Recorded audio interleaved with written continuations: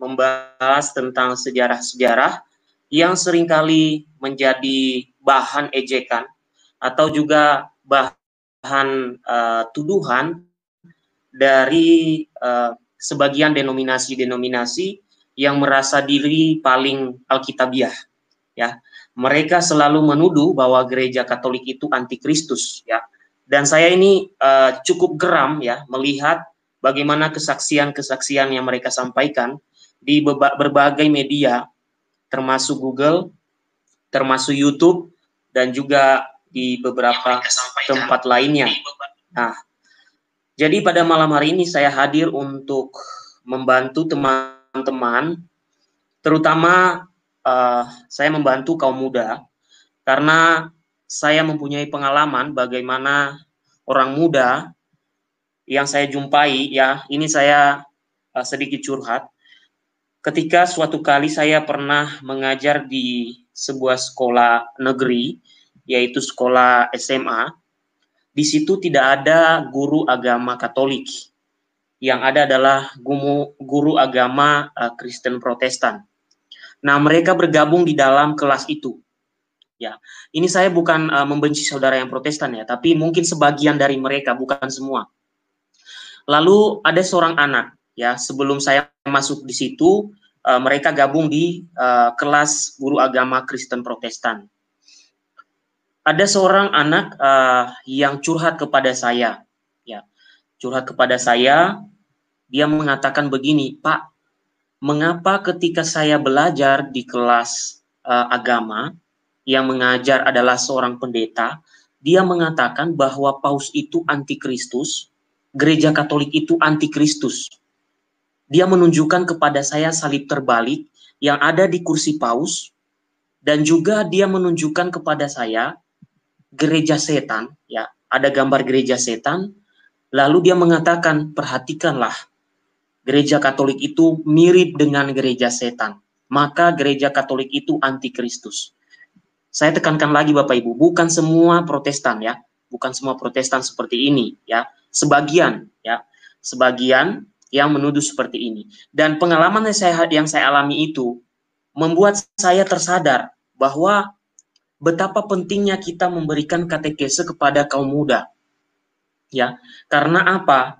Karena mereka menghadapi banyak hal di mana mereka berada, terutama yang saya hadapi tadi, ya.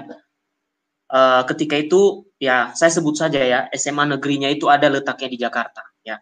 Saya pernah membantu sekitar 6 bulanan waktu itu, ya. Jadi anak-anak ini curhat setiap hari, termasuk mereka juga membahas deuterokanonika, tuduhan-tuduhan bahwa Katolik menambahkanlah, kemudian Katolik menjual surat pengampunan dosa dan lain sebagainya. Nah, sejarah-sejarah ini harus diluruskan. Karena apa?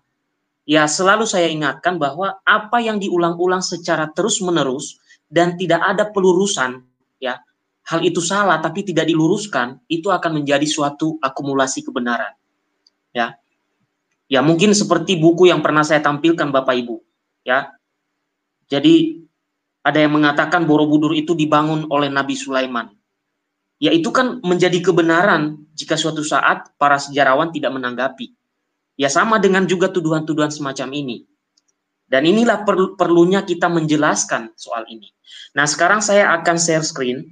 Nah, nanti juga saya akan berikan kesempatan bagi siapa saja yang ingin bergabung dari denominasi manapun, dari Katolik atau dari agama manapun.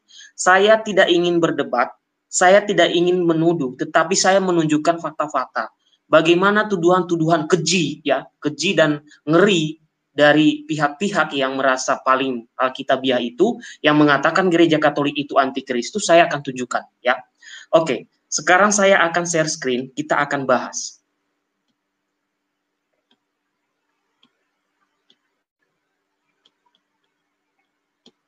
Oke, Bapak Ibu, ini adalah judul kita pada malam hari ini. Saya yakin para Romo sudah banyak yang menjelaskan tentang ini.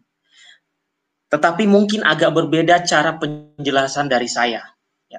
Jadi mungkin saya pelengkapnya, para Romo adalah yang inti-inti pokoknya.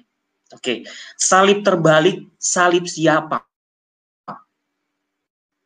Bapak Ibu, selain pengalaman yang saya alami tadi, saya juga pernah mengalami ketika kecil. Ya, ketika kecil ada teman saya, entah siapa yang mengajarkan dia, saya kurang tahu. Ya, jadi ada teman saya yang anak kecil, jadi dia datang, lalu dia menunjukkan gambar. Dia katakan ke saya, antikristus, coba kamu lihat nih, ada Paus Yohanes Paulus kedua, ada salib terbalik di belakangnya. Itu juga saya alami. Ya, jadi ini sudah akumulasi dari semua hal yang sering diulang-ulang. Maka kita harus menanggapi hal itu. Oke, kita akan memulai tentang ini, Bapak Ibu. Ya, saya lanjutkan. Bapak Ibu saudara-saudari, tentang kematian Rasul Petrus itu dibahas dalam kitab suci, ya. Dibahas dalam kitab suci dan kita bisa melihat dalam kitab suci kita, ya. Jadi kematian Rasul Petrus itu bukan sesuatu yang tidak ada rujukannya. Namun jangan tanyakan di mana persisnya dikatakan dia disalib terbalik. Jangan tanyakan itu. Kalau tanyakan itu nanti, saya juga akan bertanya, di mana kisah para rasul lain itu mati? Ya, dalam kitab suci tidak ada kisahnya para rasul lain itu mati atau martir, ya, dibunuh. Kalau tidak ada, apakah mereka tidak mati sampai sekarang? Ya, tidak mungkin lah, mereka kan sudah mati. Jadi jangan selalu berkata mana ayatnya. Itu tidak kurang wawasan, ya. Mana ayatnya? Terus kalau nanti ditunjukkan kisah kematian para rasul, kok kamu bisa memposting di banyak postingan gitu, padahal tidak ada dalam ayat. Nah, ini adalah suatu pelajaran bagi kita. Jangan selalu ayat, dan ayat, ya. Tapi perhatikanlah betapa pentingnya tradisi para rasul. Kenapa? Karena tradisi para rasul itu memberikan kita pemahaman, ya, dan juga gambaran bagaimana para rasul wafat, ya. Nah, Bapak Ibu, dalam Yohanes 21 ayat 15 sampai 19 dikatakan demikian. Saya akan baca satu perikop supaya kita bisa memahami jalan logika dan pikirannya. Sesudah sarapan, Yesus berkata kepada Simon Petrus, "Simon anak Yohanes, apakah engkau mengasihi aku lebih daripada mereka ini?" Jawab Petrus kepadanya, "Benar Tuhan, engkau tahu bahwa aku mengasihi engkau." Kata Yesus kepadanya, "Gembalakanlah domba-dombaku." Kata Yesus pula kepadanya untuk kedua kalinya, "Simon anak Yohanes, apakah engkau mengasihi aku?" Jawab Petrus kepadanya, "Benar Tuhan, engkau tahu bahwa aku mengasihi engkau." Kata Yesus kepadanya, "Gembalakanlah domba-dombaku." Kata Yesus kepadanya untuk ketiga kalinya.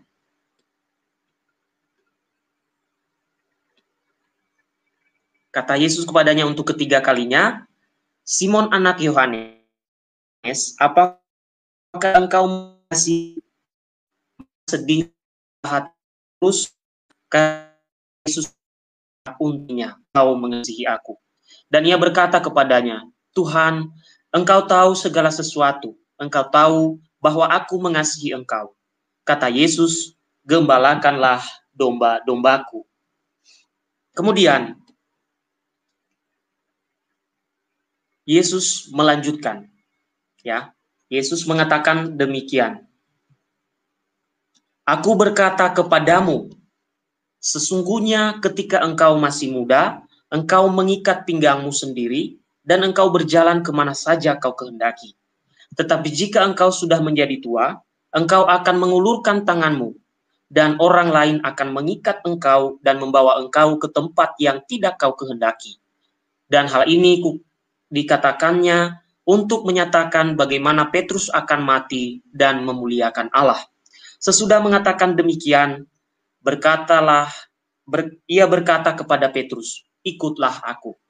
Nah, Bapak Ibu, bagian terakhir ini, ya, bagaimana dikatakan bahwa apa yang dikatakan oleh Yesus di bagian terakhir ini adalah salah satu, ya, gambaran bagaimana Rasul Petrus akan wafat. ya. Bagaimana Rasul Petrus akan wafat, ya. Ini saya hitamkan supaya kita, karena ini poin yang kita ambil. Selain poin itu, kita tahu tadi dari pertama itu Yesus itu meminta Petrus menjadi gembala bagi domba-domba. Ya, itu juga ada ada pembahasannya sendiri terkait dengan keutamaan Rasul Petrus dan juga para penerusnya, ya. Nah, ini adalah salah satu kutipan kitab suci di mana menceritakan tentang bagaimana Rasul Petrus akan wafat. Dan kita akan tahu nantinya, Bapak Ibu, bahwa Rasul Petrus itu wafat ketika usia tua. Ya, ketika usia tua, dan menurut sejarah Rasul Petrus itu meninggal sekitar tahun 67, ya, di kota Roma, disalibkan secara terbalik. Nah, apa yang kita bisa petik dari ayat ini yang mengatakan bahwa sesungguhnya ketika engkau masih muda, engkau mengikat pinggangmu sendiri dan engkau berjalan kemana saja kau kehendaki. Tetapi jika engkau sudah menjadi tua, engkau akan mengulurkan tanganmu dan orang lain akan mengikat engkau dan membawa engkau ke tempat yang tidak kau kehendaki. Di sini adalah salah satu juga bukti bahwa Rasul Petrus wafat ketika sudah tua. Ya. Dan itu terbukti karena apa? Tahun 67 itu usia Rasul Petrus sudah tua. Ya, usia Rasul Petrus sudah tua karena ia bersama-sama dengan Yesus. Ya, kira-kira umur 60-an Rasul Petrus lah waktu itu, ya. Jadi, ketika ia sudah tua, dia dihukum mati secara disalib terbalik. Nah, di sini tidak ada cerita disalib terbalik. Mengapa tidak ada? Itulah pentingnya tradisi para rasul. Apa itu tradisi para rasul? Singkatnya seperti ini. Tradisi para rasul adalah ajaran para rasul yang diajarkan secara lisan, misalnya tentang kematian para rasul, ya. Jadi diceritakan kepada jemaat mula-mula, ya. Diceritakan, lalu ada masa kisah ini dituliskan. Ada juga yang tidak dituliskan tapi dituturkan terus-menerus. Nah, maka itu Bapak Ibu kalau mencari di Google kisah kematian para rasul, misalnya Rasul Andreas, itu disalib pakai bentuk X. Misalnya kematian Rasul Yohanes, ya, digoreng di atas minyak mendidih. Kemudian kematian Rasul Thomas di India misalnya, diseret ya, diseret dengan kuda dan lain sebagainya. Dan Bapak Ibu tidak akan menemukan dalam kitab suci kisah kemartiran itu atau kematian mereka. Dan jangan pernah bertanya mana ayatnya. Ya, karena kalau seandainya kita harus memakai ayat, kita akan bertanya di mana ayatnya kisah para rasul itu mereka wafat. Tidak ada dalam kitab suci. Apakah kalau tidak ada maka mereka tidak mati dan hidup sampai sekarang? Tidak juga kan? Jadi tidak selalu harus ada tertulis. Harus melihat tradisi para rasul dan itu penting supaya tidak buntung pemikiran kita. Nah, ini adalah salah satu bukti dari kitab suci bahwa Rasul Petrus disalibkan ketika dia tua. Dan itu terbukti sesuai sejarah dan tradisi para rasul, beliau wafat pada tahun 67 dan beliau berusia sekitar 60-an lebih. Ya. Sekarang kita akan melangkah lebih jauh, kita melihat tuduhan-tuduhan dari orang-orang yang mengatakan Katolik itu antikristus. Bapak Ibu saudara-saudari, foto yang saya tampilkan ini mungkin sudah tidak asing, ya, tidak asing bagi Bapak Ibu dan sudah sering sekali melihat di Google, di YouTube dan lain sebagainya, ya. Terutama salib di belakang Santo Yohanes Paulus II, ya. Itu seringkali diambil lalu dijadikan bulan-bulanan untuk menuduh Katolik, lalu dengan sembarangan tanpa dasar mereka mengatakan itu salibnya antikristus kata mereka. Ya. Jadi di situ ada dua gambar, ya, saya tampilkan dua gambar yang sebelah kiri atau kanan Bapak Ibu. Ya. Ini adalah yang sering diambil, ya, yang ini. Kemudian yang ini adalah salib Rasul Petrus dan juga kalau kita cari di Google ada. Ya, ini yang sering dipakai untuk menuduh gereja Katolik sebagai antikristus, ya. Ini ya, ini yang sering dipakai untuk menuduh bahwa gereja Katolik antikristus, gereja Katolik adalah agama pagan atau agama apalah. Banyak sekali tuduhan terhadap gereja Katolik. Ya, saya tahu bahwa tuduhan-tuduhan itu karena rasa iri atau juga rasa ingin supaya umatnya bertambah. Ya, bisa juga seperti itu. Ya, saya kurang tahu juga, mungkin saja. Nah, kedua salib ini adalah terkait ya. Salib Rasul Petrus dan salib yang ada di belakang Paus adalah salib yang terkait baik makna historis dan juga makna spiritualnya. Nah, sekarang saya akan lanjutkan. Ya, kesaksian sejarah dan tradisi para rasul tentang kematian Rasul Petrus. Ya, oke, kesaksian sejarah ya. Dalam tradisi Katolik, ya, saya katakan lagi tradisi para rasul ya. Tradisi para rasul itu memuat kisah-kisah termasuk kisah kematian para rasul di berbagai tempat ya, seperti Rasul Thomas, Rasul Andreas, Rasul Yohanes. Ya. Jadi, dalam tradisi Katolik, salib terbalik merupakan salib Santo Petrus ya.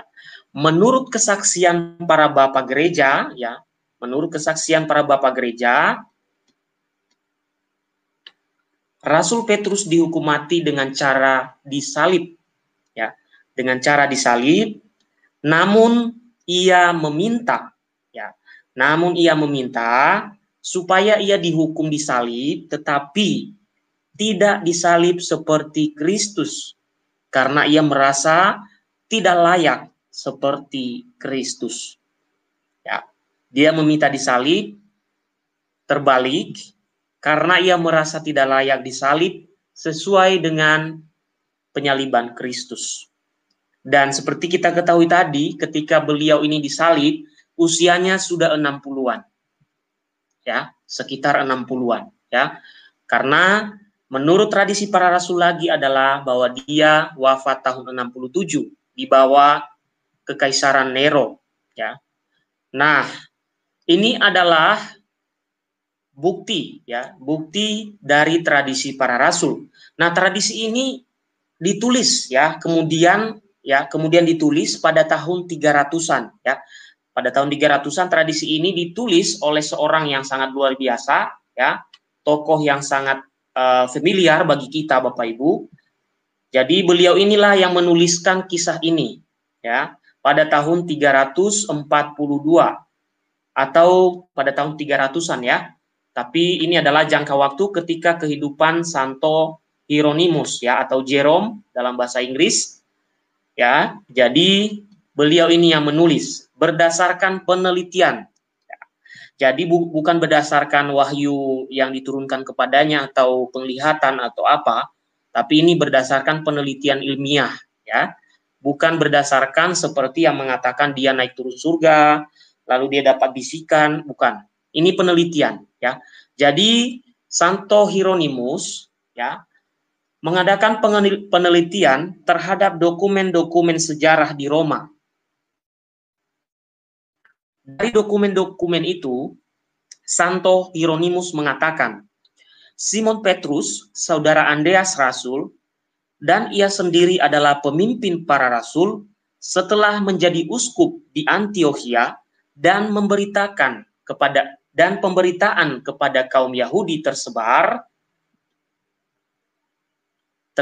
di Pontus, Galatia, Kapadosia, Asia, dan Bitinia di tahun kedua pemerintahan Kaisar Claudius pergi ke Roma untuk mengusir Simon Magus dan mendirikan di sana takhta suci selama 25 tahun sampai tahun terakhir Nero, yaitu ke-14. Kemudian oleh Nero ia dipaku di kayu salib ya, oleh Nero ia dipaku di kayu salib dan dimahkotai dengan kemartiran. Kepalanya di bawah terarah pada tanah, sedangkan kakinya terangkat tinggi sebab ia berkeras bahwa ia tidak layak untuk disalibkan dengan cara yang sama dengan Tuhannya. Ia dikuburkan di Roma, di Vatikan, dekat Via Triumphalis dan dirayakan dengan penghormatan seluruh dunia. Nah, Bapak Ibu, itu adalah apa yang ditemukan oleh Santo Hieronymus dari penelitiannya terhadap dokumen-dokumen sejarah di Roma. Dan Santo Hieronymus dari semua penelitian yang dia lakukan, dia menyimpulkan dan mengatakan bahwa Rasul Petrus itu disalib terbalik pada masa pemerintahan Kaisar Nero. Lalu kita bertanya, seberapa pentingnya tradisi para rasul itu? Oh, sangat penting sekali Bapak Ibu, sangat penting.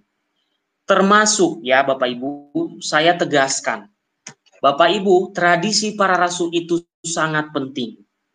Mengapa? Ya, mengapa sangat penting? Penulis Injil-Injil yang kita ketahui sekarang, itu kita ketahui bahwa mereka itu murid rasul dan rasul yang menulis itu kita mengetahui dari tradisi. Ya, kita ketahuinya dari tradisi Bapak Ibu. Karena apa? Di dalam kitab suci itu tidak ada satupun yang mengatakan saya adalah Matius Rasul Yesus. Saya adalah Markus muridnya Petrus. Saya adalah Lukas muridnya Paulus. Saya adalah Yohanes Rasulnya Yesus. Tidak ada tulisan satupun yang mengatakan itu. Lalu kita temukan dari mana bahwa mereka itu para rasul yang menulis, lalu muridnya rasul yang menulis. Kita temukan dari tradisi. Ada satu orang yang paling awal, ya, yang paling awal mengajarkan bahwa yang menulis Injil itu adalah murid-murid para rasul atau para rasul adalah Santo Papias. Itu paling lama. Ya, Santo Papias pertama-tama yang menggunakan dan mengungkapkan dalam tradisi, dalam tulisannya, bahwa penulis Injil-Injil itu adalah Rasul Matius, Markus murid Petrus, Lukas murid Paulus, dan lain sebagainya. Dan kita tidak menemukan kesaksiannya sendiri di dalam Matius, saya Rasul Matius, tidak. Saya Rasul Markus, tidak ada. Saya Lukas, muridnya Rasul Paulus, tidak ada kesaksian langsung. Tetapi kita menemukannya dalam tradisi. Sedemikian pentingnya tradisi itu, ya. Tradisi para rasul itu. Jika tidak ada itu, ya kita tidak ada data. Sama dengan sejarah kematian Rasul Petrus ini. Sedemikian pentingnya. Karena kejadiannya itu tahun 67, itu dituturkan terus-menerus hingga sampai tahun 300-an, barulah Santo Hieronymus atau Jerome mengadakan penelitian terhadap buku-buku sejarah, terhadap dokumen-dokumen sejarah, dan dari simpulan dari penelitian itu memberikan bukti bahwa memang Rasul Petrus itu wafat ketika tua dan disalibkan terbalik di bawah pemerintahan Kaisar Nero. Itulah pentingnya tradisi. Kalau tidak ada tradisi, ya kita minta ayat terus dan ayatnya tidak ada. Dan juga kalau misalnya, di mana ayatnya Rasul Andreas martir? Tidak ada dalam kitab suci. Atau Rasul Yohanes? Tidak ada. Apakah kalau tidak ada juga mereka tidak mati? Saya sudah berulang kali mengatakan ini. Ya tidak dong, mereka kan udah mati. Ya, apakah harus ada dalam kitab suci? Ya tidak juga. Apakah itu penting? Penting. Coba kalau ada yang bertanya kepada kita, mana ayat Rasul-Rasul Yesus wafat? Tidak ada. Apakah mereka dengan demikian tidak ada bukti mereka mati? Ya susah juga menjawabnya. Jadi jangan abaikan tradisi para rasul. Ini penting. Ya, makanya ketika melawan orang yang tidak tahu kekristenan, kita akan kewalahan ketika kita tidak mempunyai bukti tradisi para rasul. Ya. Oke, saya lanjutkan. Sekarang kita menunjukkan berkaitan dengan gereja, ya, atau satanic church, ya, atau gereja setan, ya. Nah, ini sering ditunjukkan oleh orang-orang yang menuduh Katolik itu ajaran sesat, orang-orang Katolik itu ajaran antikristus. Mereka sering memakai gambar yang saya tampilkan ini, Bapak Ibu. Ini gambarnya. Ya, ini gambarnya. Gambar inilah yang sering mereka pakai untuk menghina kita. Ya. Ini gambarnya. Gambar ini. Mereka mengatakan ya bahwa salib Rasul Petrus ini dipakai oleh Satanic Church. Oke? Ini Satanic Church yang berdiri pertama kali di Amerika. Ya. Berdiri pertama kali pada abad 18 di Amerika, Bapak Ibu. Nah, kita akan melihat nanti yang mendirikannya siapa sih sebenarnya? Ya, lalu apakah benar salib terbalik itu sama dengan apa yang dipakai gereja Katolik? Dan nanti kita akan lihat. Ya, oke, kita lanjutkan.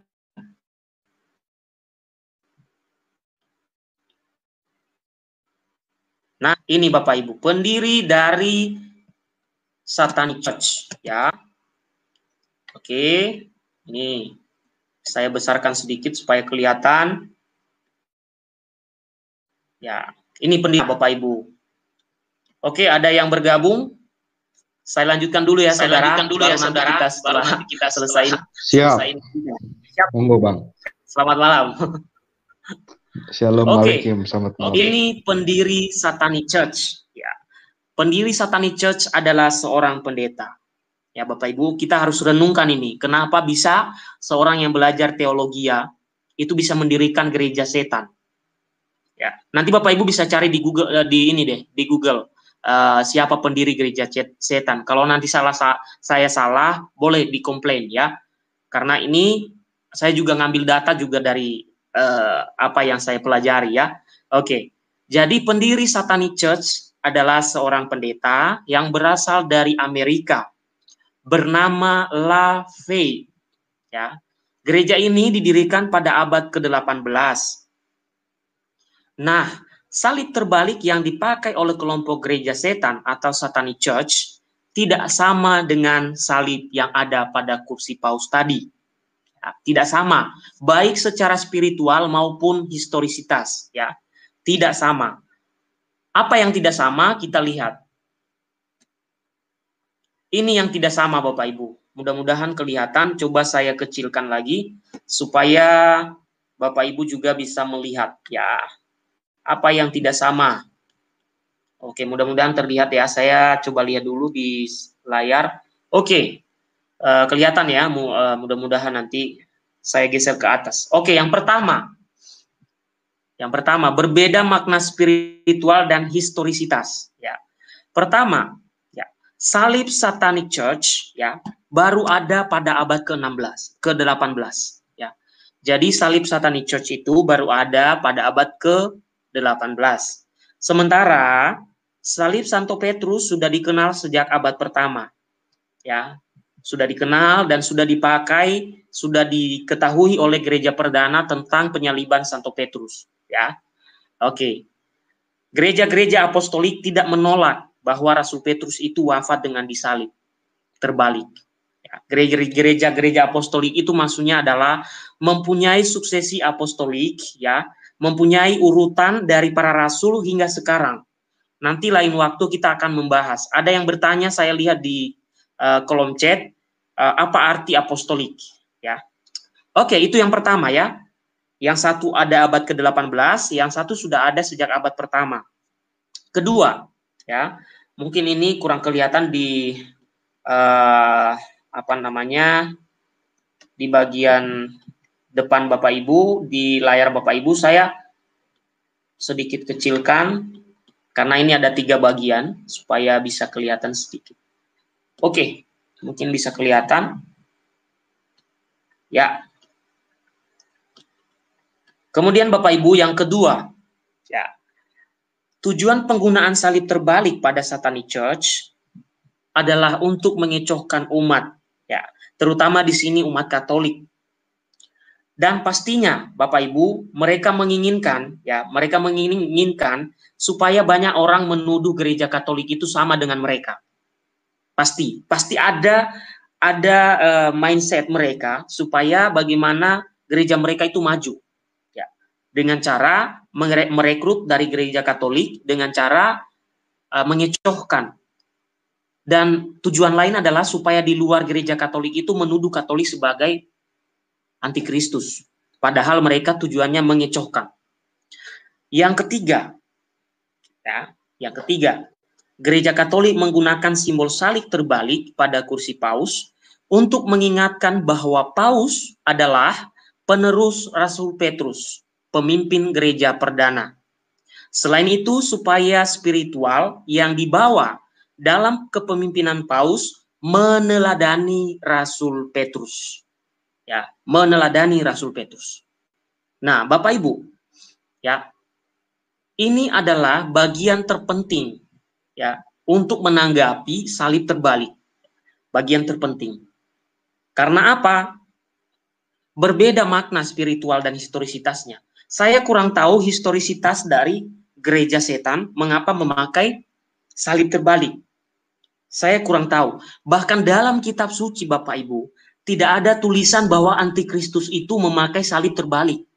Tidak ada ayatnya. Dalam 1 Yohanes 2 ya, ayat 22 ya, diceritakan bahwa antikristus itu, Bapak Ibu, yang menolak bahwa Yesus adalah Kristus, yang menolak Bapa dan Anak, yang menolak bahwa Kristus pernah datang sebagai manusia. Itu antikristus ciri-cirinya. Dan itu Anda tidak temukan dalam gereja Katolik. Kalau tidak percaya, saksikan misa online gereja Katolik. Apakah mereka menolak? Apakah mereka menolak Kristus? Apakah mereka menolak Bapa dan Anak? Apakah mereka menolak Yesus pernah datang sebagai manusia? Saksikan misa gereja Katolik kalau Anda ingin tahu. Ya. Nah, jadi itu adalah pembahasan saya pada malam hari ini. Dan secara khusus saya bahas saudaraku.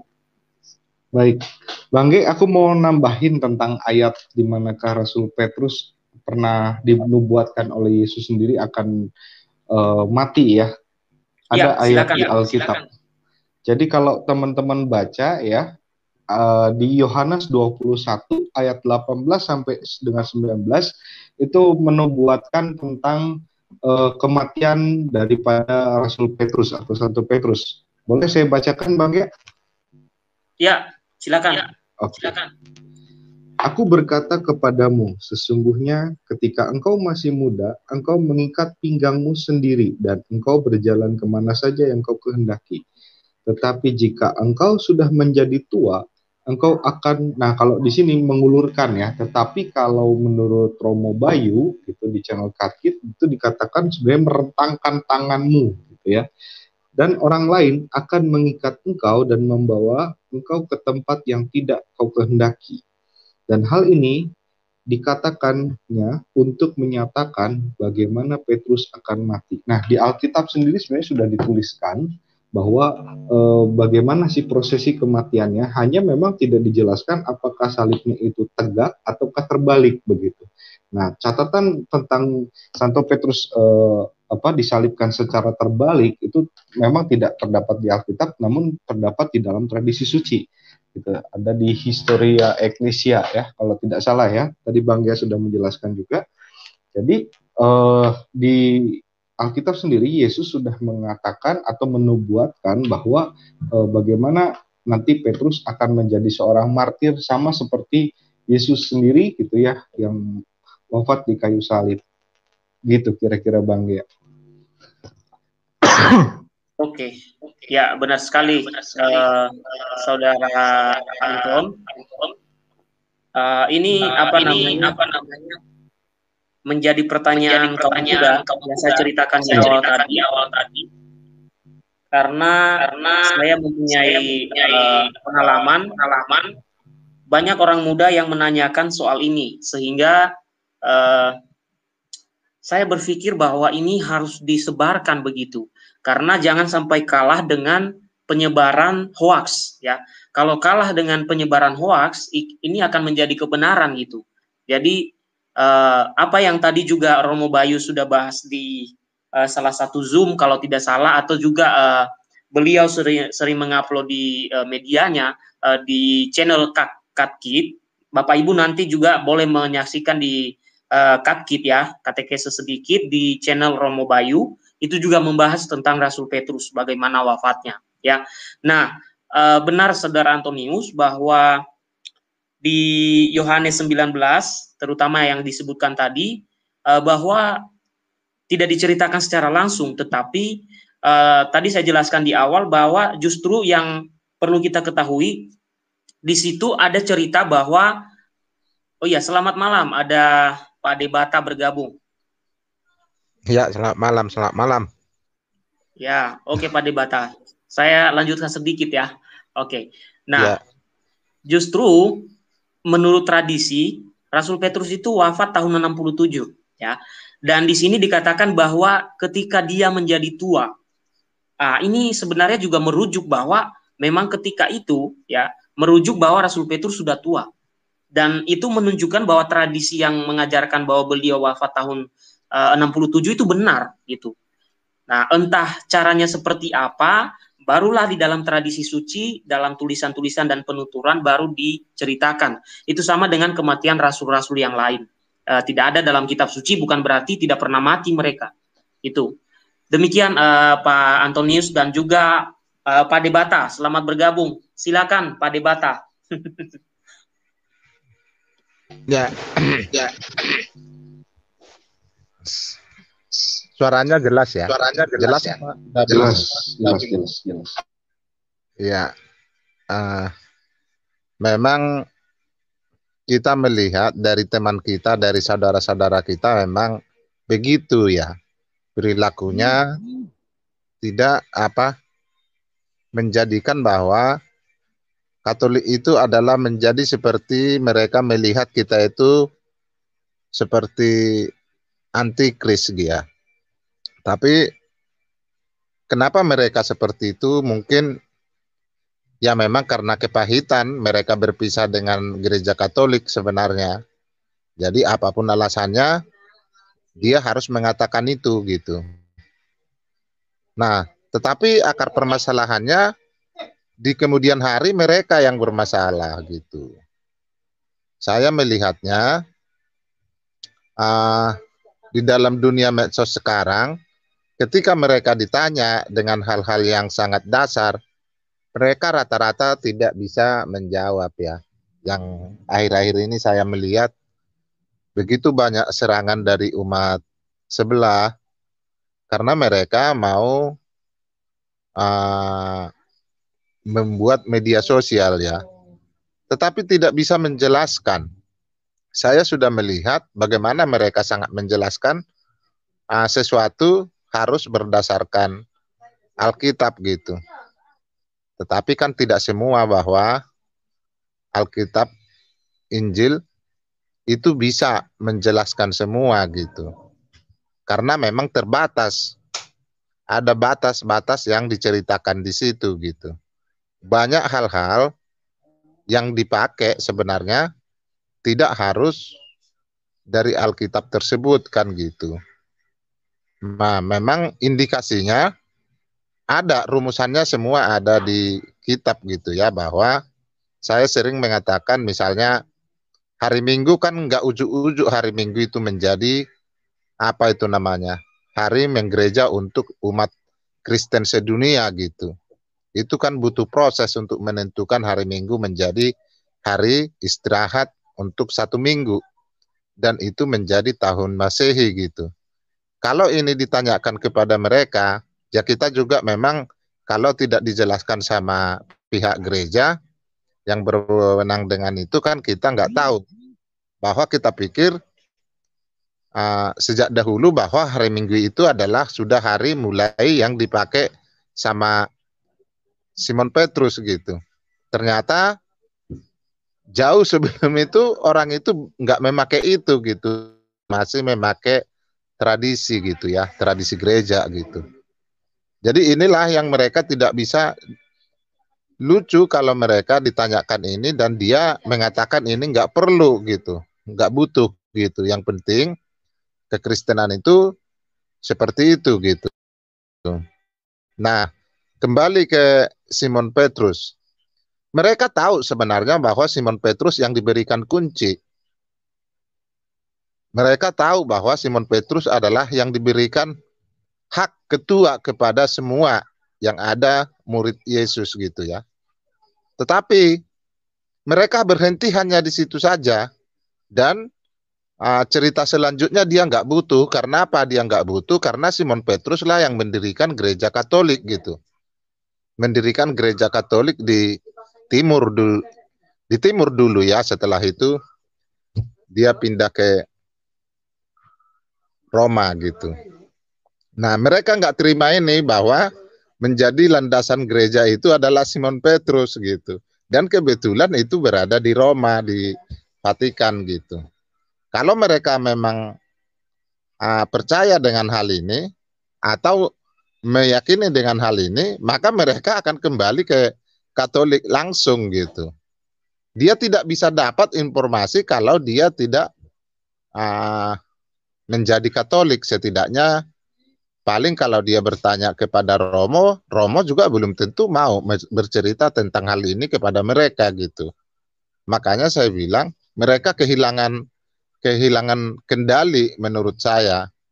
Apapun yang mau digali dengan Katolik, memang kalau secara Katolik dia itu bercerita kepada Katolik gitu. Jadi misalnya kalau ahli-ahli Katolik itu memang dia berbicara khusus untuk orang Katolik. Dia tidak masuk ke dunia mereka. Kalau masuk nanti ke dunia mereka, jangan-jangan protes lagi kan gitu kira-kira. Sebenarnya jangan melihat juga bahwa ini menjadi pelit atau romonya pelit nggak mau cerita gini-gini gitu. Masalahnya kan sedikit atau menurut mereka salah atau menurut kita benar, itu nanti diprotes, itu jadi berantem di situ. Yang dia yang belajar, kita yang jadinya berantem. Kira-kira seperti itu. Makanya gereja memutuskan, gereja Katolik menurut yang saya pahami, gereja ini dia berbicara untuk umatnya gitu ya. Tidak untuk umat yang lain. Karena memang kalau kita berbicara kepada umat yang lain, yang terjadi biasanya jadi chaos gitu, saling menghina dan selanjutnya gitu. Nah, maka hal inilah memang mereka kehilangan semuanya gitu ya, kehilangan yang ditanya tidak bisa menjawab gitu. Saya banyak mempertanyakan bahwa hal-hal yang sangat tradisi gitu, memang mereka betul-betul membuangnya gitu, betul-betul membuangnya. Artinya seperti saya sering mengatakan dulu, Yesus misalnya dibaptis gitu. Nah, jadi kalau menurut mereka, Yesus dibaptis itu kenapa gitu.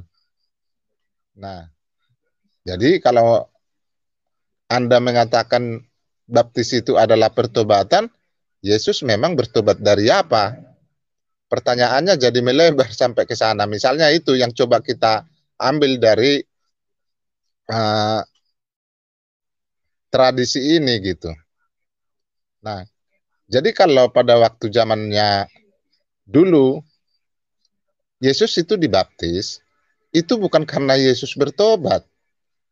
Emang dia bertobat juga? Ya tidak, tetapi itulah mereka. Jadi mereka itu mengikuti Yesus karena Yesus dibaptis. Jadi orang itu harus membaptis di sungai gitu. Tetapi yang maksud Tuhan kan bukan seperti itu. Yesus kan hanya mau mengikatkan dirinya dengan tradisi Yahudi itu gitu. Dia tidak melawan kemanusiaannya gitu. Kalau itu dibaptis secara tradisi Yahudi, karena memang dia juga orang Yahudi, ya tentu mau dibaptis. Tetapi bukan konteksnya seperti baptis itu adalah pertobatan. Bukan konteksnya di situ. Makanya saya bilang, kalau itu memang nggak ada ditulis juga. Nah, cuma kalau ditanya seperti itu kan jadi sulit mereka bertanya apa menjawabnya. Karena apa seperti itu? Nah, setelah itu tadi dari Simon Petrus, perjalanan Simon Petrus, berapa kali Simon Petrus di Antioquia sampai ke sana dia sudah membuat gereja yang besar di sana. Nah, inilah yang pikir mereka mengikutinya. Setelah mereka mengikutinya, sama dia nggak mau buktinya dan dia menindakkan ini. Nah, setelah ini nanti kita tahu bahwa gereja Katolik telah menambah dan mengurangi isi Alkitab tersebut. Nah, mereka mengambil celahnya di situ. Jadi kalau kita menambahkan ilmu pendidikan kita secara gereja, mereka akan sudah mengatakan itu sudah menambahi dan mengurangi dari Injil tersebut gitu. Selalu mereka mengatakan bahwa Injil itu dan kitab suci itu nggak boleh ditambah dan nggak boleh dikurangi. Nah, menurut bahwa benar kalau Injil itu adalah hidup gitu. Tapi kan kita harus bisa menerjemahkan Injil itu hidup. Masa hidupnya seperti apa? Buku kok bisa hidup? Kan kira-kira seperti itu. Tapi mereka sangat mengatakan, oh ilmu ini firman yang hidup. Nah, ditunjukkan sebagai Bibel gitu ya. Ini firman yang hidup. Dalam hati saya mereka tahu nggak arti hidup di dalam hal ini gitu. Jadi kalau itu memang dikatakan kepada orang banyak, seperti Yusuf Manubulu sering mengatakan itu setiap live, ini tahu juga enggak bahwa yang dipegang itu hidupnya seperti apa gitu ya. Jadi kita juga kalau awam ya, kalau ada orang pendeta mengatakan begitu, ini hidup, akhirnya kita praktekkan, hidup bagaimana? Nah itu kadang-kadang mereka asal ngomong. Nah, kalau kita aja mendengarnya, kita bisa harus menerjemahkan kayak gitu, apalagi kalau umat yang berseberangan, misalnya dari pihak Muslim. Mereka ketawa kalau mendengarnya gitu. Karena apa? Kalau itu disebut hidup tanpa ada sejarah yang benar mereka tahu, dari mana mereka tahu hanya mengandalkan Roh Kudus, Roh Kudus, Roh Kudus. Emang Roh Kudus itu hanya milik mereka?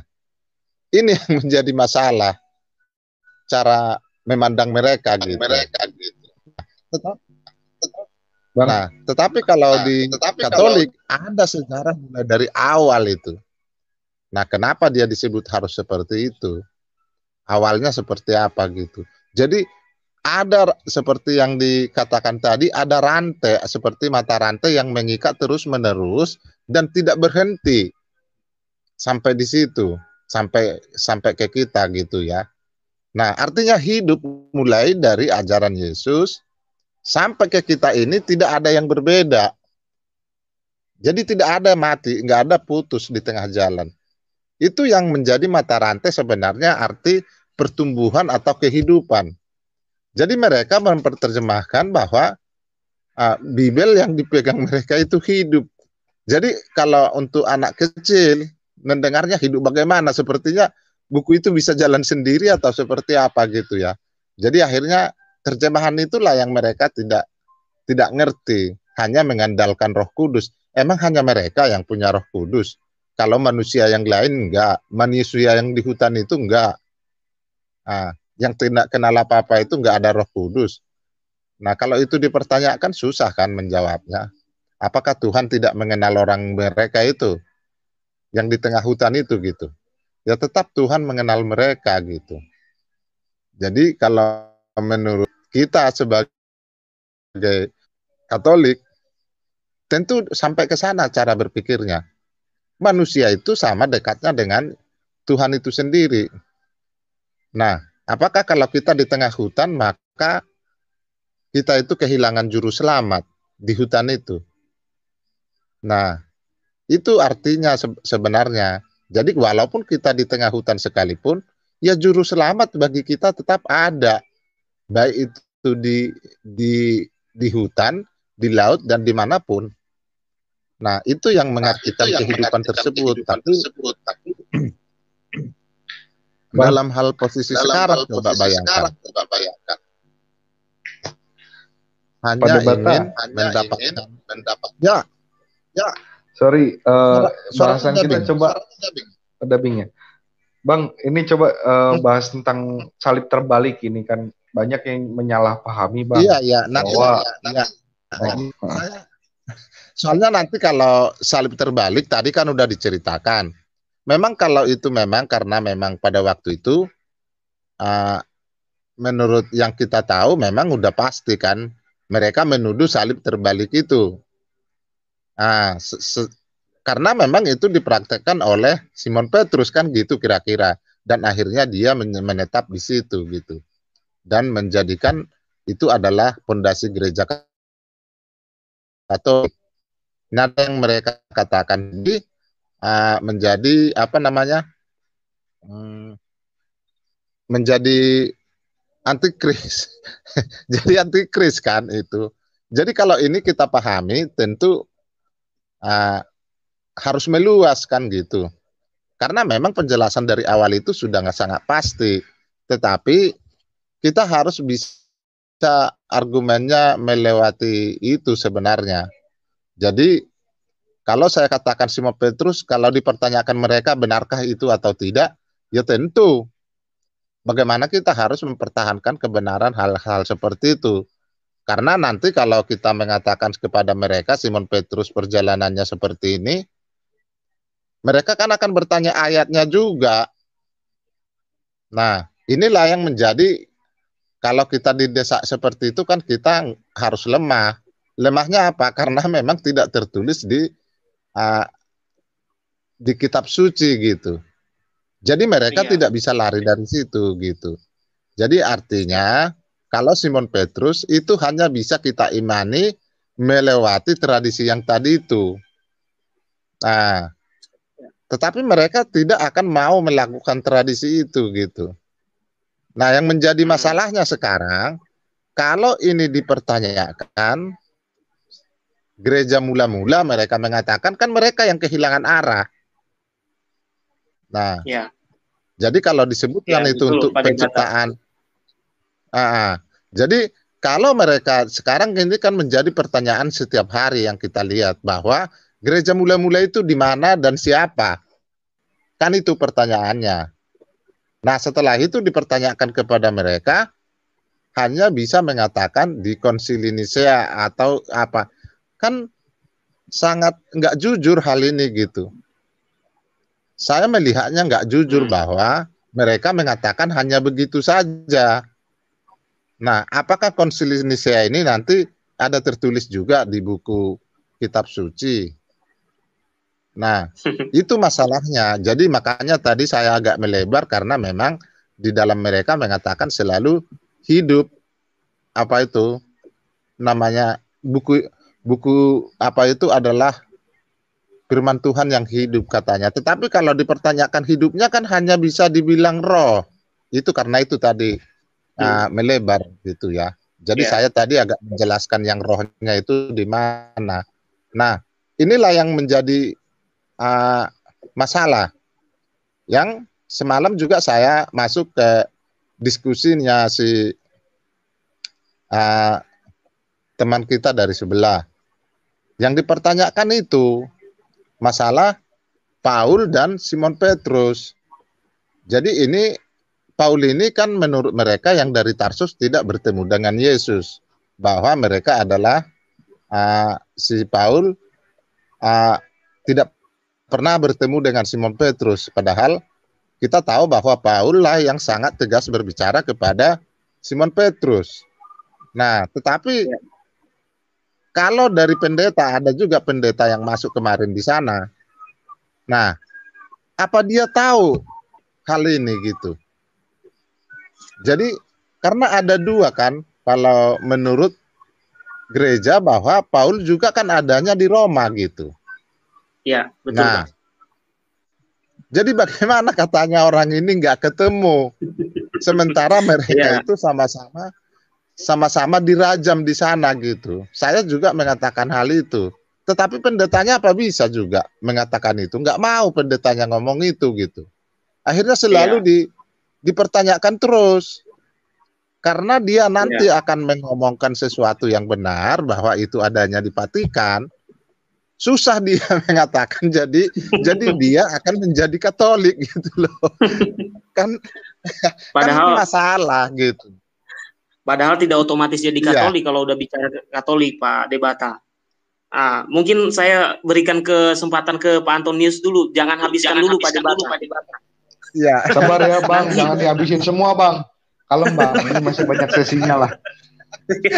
Aku nemuin ada sumber lain nih Pak ya. Ya, Bang silakan Pak Jebata. Anton.